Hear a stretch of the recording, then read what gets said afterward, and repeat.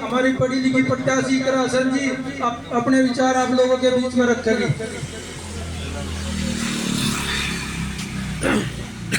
इस सभा की अध्यक्षता कर रहे अध्यक्ष जी और मंच पर उपस्थित प्रोफेसर सुधीर पवार जी, हमारे पार्टी के जिला अध्यक्ष अशोक चौधरी जी और इल्लम से पूर्व चेयरमैन उदयवीर जी, मुस्तकीम चाचा जी, एहसान प्रधान जी और जिनके लिए आप और हम यहाँ पर सब उपस्थित हुए हैं, विक्रांत भाई साहब, तो सभी का मैं अभिनंदन और शुक्रिया अदा करती हूँ। और यहाँ पर मौजूद सभी मेरे बड़े बुजुर्ग, आप सभी को नमस्ते, अस्सलाम वालेकुम।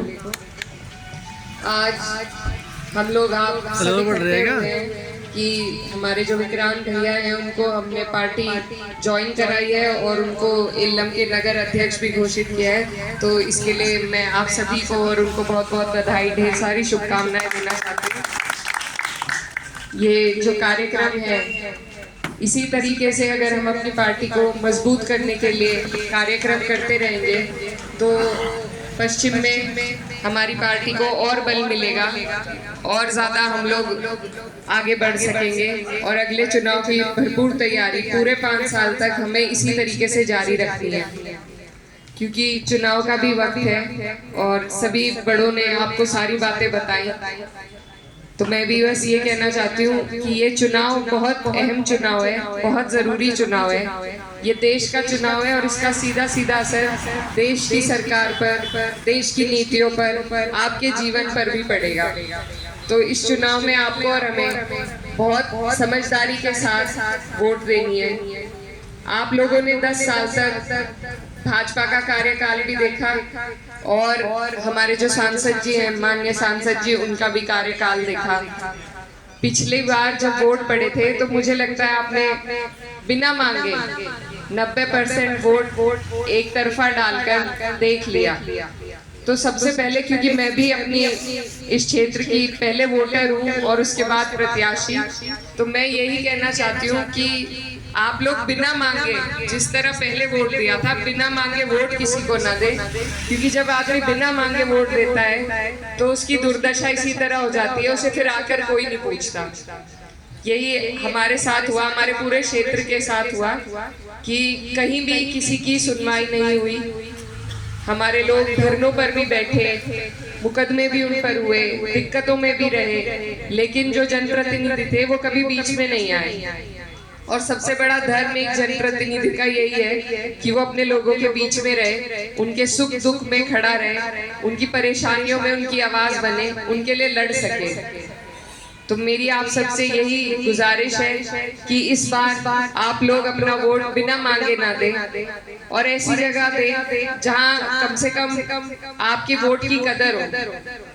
यहाँ पर मैं छोटी हूँ, इस क्षेत्र की बेटी भी हूँ और बस आपके सामने मैं यही कहना चाहती हूँ कि मुझे आपके एक एक वोट की कदर है और ललक है, और इसीलिए मैं आपके बीच भी हूँ कि आप लोग अपना आशीर्वाद इस बार समाजवादी पार्टी को देने का काम करें और पार्टी को मजबूती देने का काम करें। ये जो हमारे चुनाव का वक्त है बहुत अहम वक्त होता है, क्षेत्र बहुत लंबा है और टाइम थोड़ा कम है। आप सभी यहाँ पर जिम्मेदार लोग बैठे हुए हैं, तो आप सबसे मेरी ये भी गुजारिश है कि इस चुनाव में एक आदमी नहीं उठा सकता चुनाव को। जब सभी लोग बड़े बुजुर्ग सहारा लगाते हैं तभी इतना बड़ा काम मुकम्मल हो पाता है। तो आप लोग भी इस चुनाव को जिम्मेदारी के साथ अपना चुनाव समझकर इसकी जिम्मेदारी लें और चुनाव हमारा मजबूत है, हर वर्ग हर बिरादरी का समर्थन मिल रहा है और चुनाव में भी वोट भी सभी जगह से मिलेंगे। आप सब इसमें अगर और सहयोग और अपना आशीर्वाद देंगे तो चुनाव और दिन ब दिन मजबूत होता जाएगा।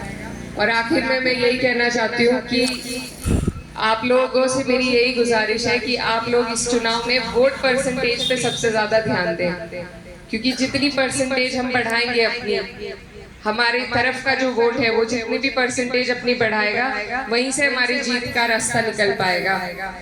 और हर जगह हर सीट पे नहीं हम लड़ सकते, हर जगह हम अपनी बात नहीं कह सकते, लेकिन अपनी सीट पर कह सकते हैं।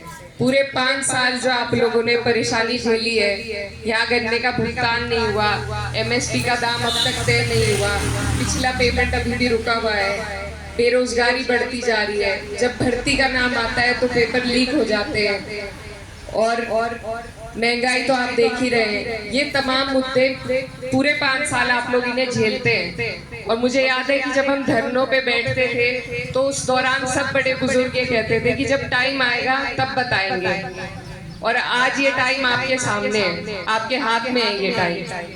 तो आप लोग इस टाइम का सदुपयोग करें, इस टाइम को अपने हाथ से न जाने दें, इस टाइम में अपने वोट का सदुपयोग करें, क्योंकि अगर ये वक्त आज हम चूक गए तो फिर अगले 5 साल का पछतावा होगा, हमारी जो आने वाली पुश्तें हैं उनके लिए पछतावा होगा। तो ये वक्त है, इस वक्त में जितनी भी परेशानियां हमें इन 5 साल में हुई है सरकार के द्वारा, सरकार की नीतियों के द्वारा, वक्त है उसका जवाब देने का। हम और किसी माध्यम से जवाब नहीं दे सकते, सिर्फ वोट के माध्यम से जवाब दे सकते हैं। तो आपसे यही गुजारिश है कि आप अपने वोट का सही इस्तेमाल करें, सरकार को अपनी परेशानियों का जवाब देने के लिए उसका इस्तेमाल करें, और मैं आपकी बेटी हूँ, मुझे अपना आशीर्वाद देने का भी काम करें। बहुत बहुत इकरा हसन जी की गुजारिश हम लोगों ने मान ली, और इकरा हसन जी की जीत हम सभी की जीत होगी। बहुत बहुत धन्यवाद। अभी सभा के समापन से पहले अध्यक्ष जी से निवेदन करूंगा कि वे भी एक समापन भाषण दें।